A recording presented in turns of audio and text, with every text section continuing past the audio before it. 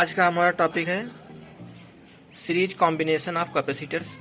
तो कैपेसिटर्स चाहे पोलर हो या नॉन पोलर हो, सेम कॉन्सेप्ट सब पे लगता है। तो यहाँ पे सबसे पहले बात करेंगे पोलर कैपेसिटर के बारे में। मेन इसका रीज़न क्या है, जैसे कोई एसी सप्लाई होती है, उसको डीसी कर लिया जाता है डायोड की हेल्प से, डायोड ब्रिज लगा करके। उसके बाद इसे फिल्टर करने के लिए इस तरह के कैपेसिटर्स का यूज किया जाता है। यहाँ पर सीरीज का भी यूज होता है और पैरेलल का भी यूज होता है, क्योंकि आगे जो सप्लाई अगर हमें ज़्यादा एम्पियर की सप्लाई आगे देनी होती है तो वहाँ पर हम लोग वैसे पैरेलल यूज करते हैं। अगर वोल्टेज ज़्यादा सप्लाई वहाँ पे होती है तो वहाँ पर हम लोग सीरीज कॉम्बिनेशन का यूज करते हैं। तो सीरीज कॉम्बिनेशन मेन यूज जो है वो, जैसे हमारा कोई डिवाइस होता है, हमें पता रहता है कि यहाँ पर कभी बाई चांस वोल्टेज ज़्यादा आ सकती है। जैसे कोई 400 वोल्ट पे चलने वाली जो डिवाइस है वहाँ पर 800 वोल्ट आने की संभावना है, तो वहाँ पर 400 वोल्ट के दो कैपेसिटर को हम लोग सीरीज में यूज करेंगे। तो वहाँ पे होता क्या है कि जो कैपेसिटेंस होती है वो तो कम हो जाती है, लेकिन जो वोल्टेज होता है, जो मैक्स वोल्टेज होता है, स्टोरिंग नहीं बढ़ेगी लेकिन मैक्स वोल्टेज वहाँ पर बढ़ जाता है। तो इसी के लिए हम लोग इस कॉम्बिनेशन का यूज करते हैं। तो इसमें जैसे ये हमने तीन कैपेसिटर ले लिए, मान लो 400 वोल्ट के तीन कैपेसिटर ले लिए, 410 माइक्रोफैरड के। तो इनको किस तरह से जोड़ेंगे, अगर पोलर कैपेसिटर होता है तो वहाँ पर प्लस माइनस हमें इसमें से देख के, जैसे यहाँ पे ये जो साइड है ये माइनस है और जो बड़ी वाली लेग जो है वो प्लस की है। तो इस तरह से हम लोग प्लस माइनस डिसाइड कर लेंगे इसके और इनको कनेक्ट कर लेंगे, एक प्लस एक माइनस, फिर प्लस माइनस ऐसे करके कनेक्ट कर लेंगे। तो जो टोटल कैपेसिटेंस रहेगा इसका, वो जो टोटल कैपेसिटेंस रहेगा वो जो एक की कैपेसिटी थी उससे कम हो जाएगा, लेकिन जो चार्ज रहेगा वो सब में बराबर चार्ज स्टोर होगा। और अगर अलग अलग चार्ज निकालना है तो उसके लिए फार्मूला हमारा होता है 1/C1 plus 1/C2 plus 1/C3, इससे निकाल लेंगे। और Q बराबर होता है CV, तो इससे भी हम लोग निकालना चाहें तो निकाल सकते हैं, लेकिन उसकी कोई भी ज़रूरत नहीं है। और जो वोल्टेज रहेगा वो टोटल चार्ज वोल्टेज जो रहेगा, जैसे 400 का ये लगा है, 400 का ये है, 400 का ये भी है, लेकिन जो सप्लाई है, जो हमारी चार्ज सप्लाई है वो 400 वोल्ट है, तो टोटल जो रहेगा वो 400 रहेगा। इसका केवल अकेले का 400 नहीं रहेगा, ना इसका केवल अकेले का 400 रहेगा, लेकिन तीनों का अगर जोड़ देंगे तो वहाँ पर 400 वोल्ट की सप्लाई हमको मिल जाएगी वहाँ से।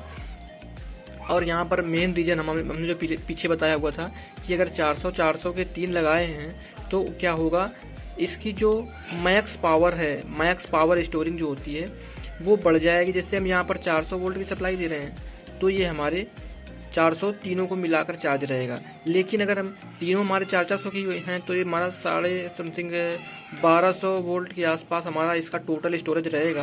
कि अगर हम 1200 वोल्ट की सप्लाई इसको दे दें तो इन तीनों में मिला करके 1200 वोल्ट स्टोर हो जाएगा। लेकिन हमें कोशिश करनी चाहिए कि किसी भी कैपेसिटर को 80% तक ही स्टोरेज देनी चाहिए। और जो हमारा जो इसकी कैपेसिटी रहेगी, जो हमारा कैपेसिटेंस रहेगा, धारिता जिसको बोलते हैं, वो हमारी डिवाइड हो जाएगी जितने हमने कैपेसिटर यहाँ पे यूज किए हैं। जैसे मैंने यहाँ पर 3 कैपेसिटर यूज किए हैं तो ये 10/3 हो गया है। इसी तरह से हमारा जो, जैसे अलग अलग वोल्टेज 10 वोल्ट का लें, एक 20 वोल्ट का, एक 110 वोल्ट का लें, और जो कैपेसिटेंस है वो जो हमारी फैरड जिसको बोलते हैं वो 10 माइक्रोफैरड ही हैं तीनों में। तो क्या होगा, जो फैरड है वो तो कम हो जाएगी और जो इसका वोल्टेज है वो टोटल वोल्टेज जो इसकी स्टोरेज जो कैपेसिटी बढ़ जाती है वो हो जाएगी 130 वोल्ट। और अगर बात करें polar capacitor, non polar capacitor की, तो वहाँ पर भी सेम कॉन्सेप्ट ही लगता है। वहाँ पर 400 वोल्ट अगर दो कैपेसिटर लगा दें सीरीज में तो हमारा क्या रहेगा। और मैं एक बात बता देना चाहूँगा आप लोगों को कि यहाँ पर हम लोग हमेशा डीसी पर ही कैपेसिटर का यूज करते हैं, ना कि एसी पे, क्योंकि स्टोर जो होती है, जो एनर्जी को हम लोग स्टोर कर सकते हैं वो एसी को हम लोग स्टोर नहीं कर सकते हैं, केवल डीसी को ही स्टोर कर सकते हैं, चाहे वो बैटरी हो चाहे कैपेसिटर हो।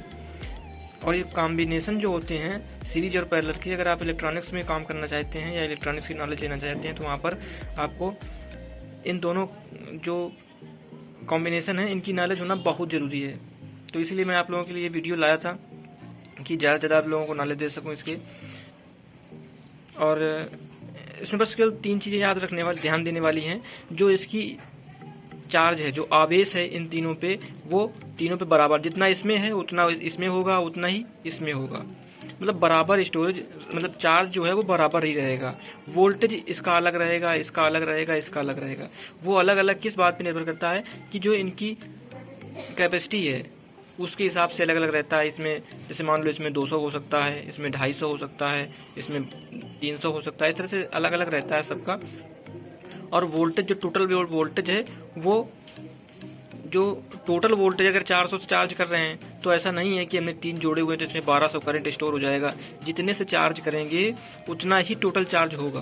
जैसे मैंने पीछे बताया हुआ था कि अगर हमने 1200 वोल्ट का कैपेसिटर कोई मान लो लिया हुआ है और उसको 400 वोल्ट या 200 वोल्ट से चार्ज करते हैं, तो ऐसा नहीं है कि वो 1200 तक भर जाएगा, ना 1200 उसमें वोल्ट स्टोर हो पाएगा। अगर 400 वोल्ट से सप्लाई दे के उसको चार्ज कर रहे हैं तो वो 400 वोल्ट तक ही चार्ज होगा। 0 से स्टार्ट होता है चार्जिंग, 0 फिर 1 2 3 4, इस तरह से मतलब तेज़ी से बढ़ता है और वो 400 जितनी सप्लाई होती है उतने के बराबर वो आ जाता है। और इस कॉन्सेप्ट में तो कुछ और ज़्यादा नहीं है। बाकी जो हाइब्रिड होता है तो उसमें सारे रहते हैं कि सीरीज भी रहता है और पैरेलल भी रहता है। तो मिक्स्ड वाला जो रहता है उसको भी मैं जल्दी एक वीडियो में बता दूंगा आप लोगों को। तो फ्रेंड्स, मिलते हैं अगले वीडियो में।